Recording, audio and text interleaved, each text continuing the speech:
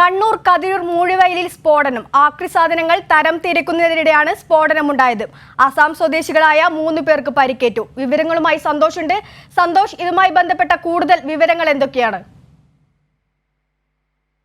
സമഗ്രമായ അന്വേഷണം നടത്തിക്കൊണ്ടിരിക്കുകയാണ്. ബോംബ് സ്ക്വാഡ് ഉൾപ്പെടെ സ്ഥലത്തെത്തി പരിശോധന നടത്തിയിരുന്നു.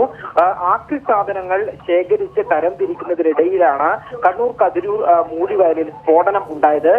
ഈ പഴയ വാട്ടർ ബോട്ടിൽ തുറക്കുന്നതിനിടെ പൊട്ടിത്തെറിക്കുകയായിരുന്നു. അസം സ്വദേശികളായ 3 പേർക്കാണ് പരിക്കേറ്റത്.